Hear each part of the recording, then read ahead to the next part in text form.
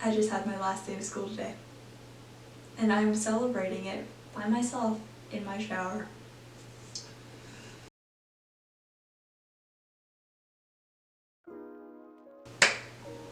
So yes, kids, it is finally the end of an era.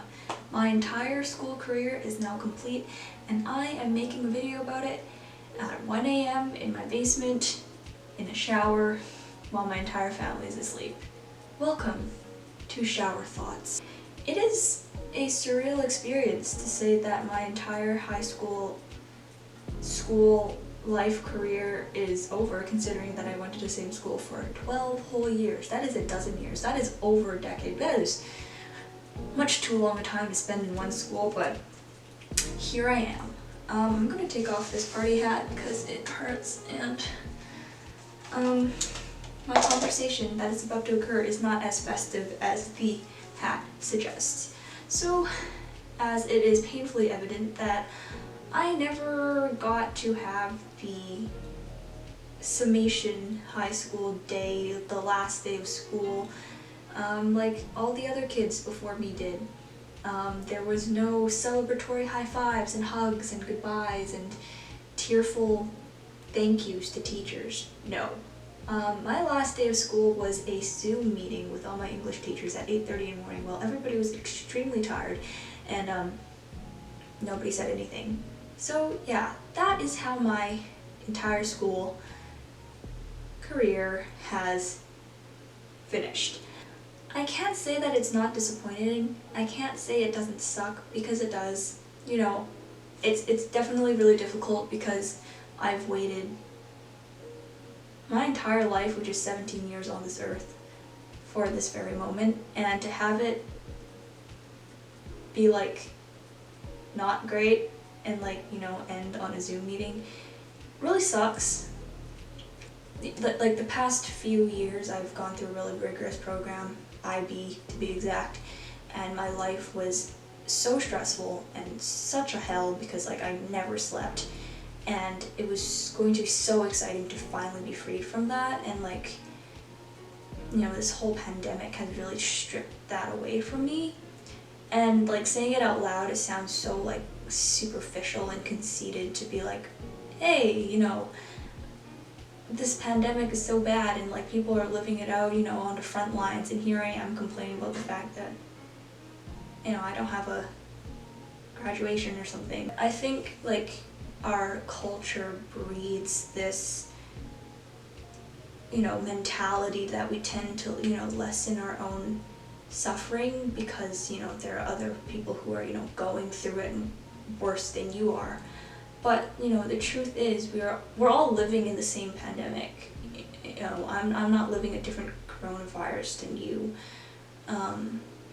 You know, and all our lives have been impacted in some sort of way, and I think this is, you know, in my lifetime anyway, is going to be one of the most large-scale, impactful events that truly affects everybody on this earth. And, you know, it's not fair that, you know, anybody really like delegitimizes their own suffering.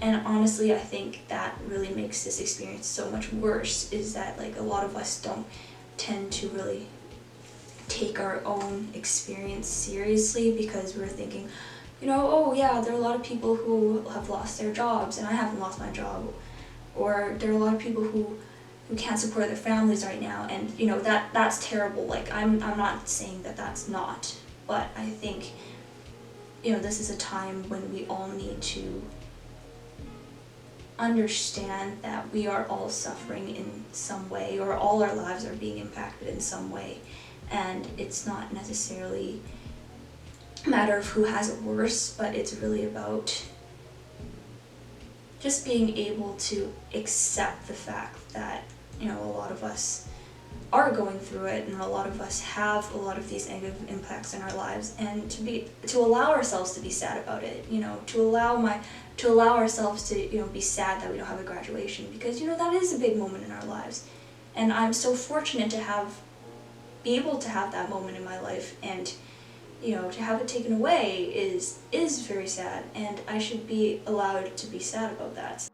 So I was looking at the video back again and I realized like I couldn't really string my thoughts together. First of all, that's pretty much most of the video. I'm so sorry. You can like end it now. But looking back and listening to what I was saying, I sound like such an entitled bitch.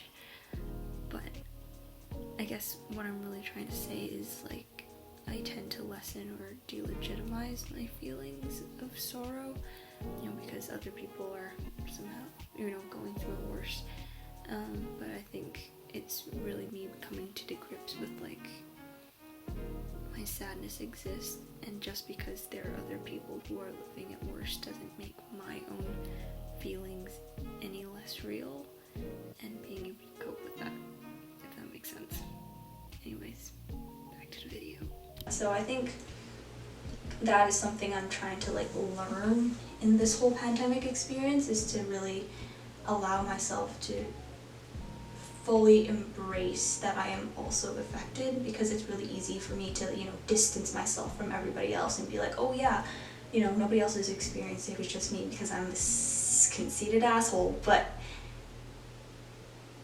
you know, I am going through it, and you know, that's okay. And I'm trying to, you know, come to grips with that. Being on a break is such a foreign thing to me. Like in the past, I'd say like 6 years, this has been my first true break where I have actually nothing to do. And like I don't know what to do. Like every break I've had at least some work to do, you know, whether that's like practicing piano or doing a sport or like doing schoolwork. But like this is the first time I've had absolutely nothing to do.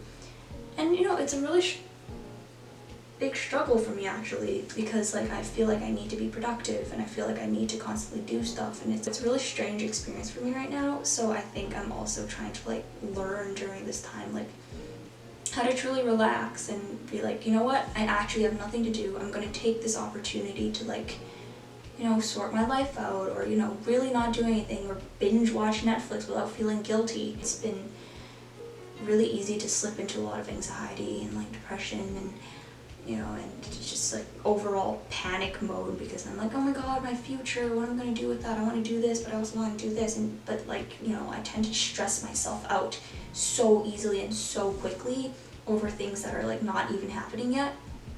So I think trying to take this opportunity, this real break for the first time, to, you know, sit back and just be present. And I hate that like the phrase like, oh my god, you gotta be present, you have to be mindful, but like really just, you know, there's merit in that, like actually being present in the moment and like,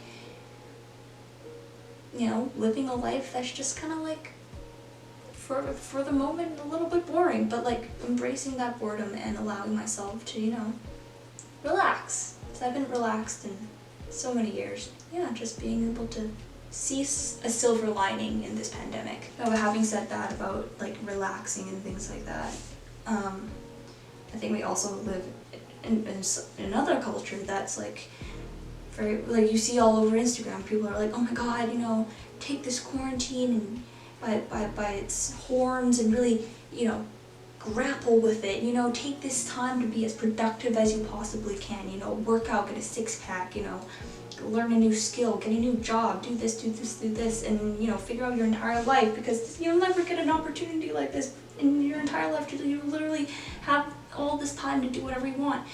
And oh my god, I can tell you that creates so much internal pressure for me, getting out of that mindset that I have to be constantly productive and allowing myself to be lazy.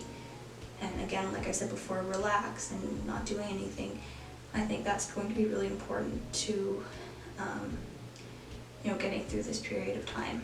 And this is a really challenging time, and I think it's really important for people to not necessarily focus on, you know, being productive, which, I mean, of course has its merits, and, you know, you should, you know, anytime you feel like you should be productive, you should, but, like, at the same time, like, allowing yourself to really embrace those feelings of potential anxiety, allow ourselves to hurt a little bit, and allow ourselves to be like, yeah, I'm living in a pandemic, and I'm allowed to, you know, eat an entire tub of ice cream, I'm allowed to not do anything for the whole day, I'm allowed to be anxious over all of this, and allow yourself to, like, not figure out your life during this time, because, come on, like, I think, yes, well, this is a time for us to figure out our future, because we'll never get a chance of this much, like, space in time, but, like, also we're allowing ourselves to be present. I don't think we'll ever get a chance to be this present. I feel like that just this whole video I've just been saying, allow yourself to relax. That's still something I'm trying to learn, but I think that's extremely important, because this is a really challenging time, and do stuff that makes you feel good. Coming out of this pandemic, I think I'm going to be so much more grateful for a lot of the opportunities that I'm going to get. I'm going to be so much more grateful for, my friends and my family, and to be able to, go outside. Looking back at all the times when I was like, I'm like too tired to like hang out with you guys. Like, no, you want me to like get my ass up at like 4 a.m. to go watch the sunset with you? I will. You want me to go to like Canadian Tire with you? I will. You want me to go to London Drugs with you? I will. Like, I will never take a social gathering for granted again. I can't say anything else about how I'm going to come out of this, because I truly don't know. I don't know how I'm going to be mentally impacted by this. I think I'm going to be a lot more paranoid. I'm going to be a lot more, worried and scared. And, but I actually read a really interesting research paper about traumatic PTSD coming out of a pandemic. So I'm going to link that in the description box. It's a really interesting read, so if you want to check that out, it'd be pretty cool.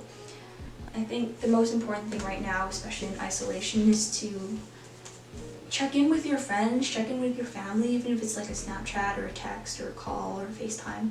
Like, ensuring that you continually have that social interaction is so important to getting through such a challenging time, because it's important to remember how to be social, because I think coming out of this I'm also gonna probably lose all social skills and not know how to talk to people. But even just sending a meme to a friend, or just saying, hey, what's up, I want to see how you're doing, even to like people you don't really talk to, is going to be really important, because you never know who's out there who doesn't really have anybody to talk to. You could be that one person they talk to. So yeah, it was my last day of high school. It's bittersweet. And hopefully I'll have a graduation, but if I don't, I think I'm going to be okay with it. So thank you for joining me in my literal shower thoughts. Hopefully you are all well and happy. And remember, it's okay to relax, it's okay to make yourself happy, and it's okay to be stressed and anxious about this time, because it is really an uncertain time and we don't really know what's going on. So allow yourself to grieve, allow yourself to freak out. But also, if you want, take this opportunity to be in the present or think about the future. Don't, let those hyperactive people like sway you too much and make you freak out that you're not doing enough, because you are. As long as you're doing enough for yourself, that's good enough. So, thank you for joining me again. Adios.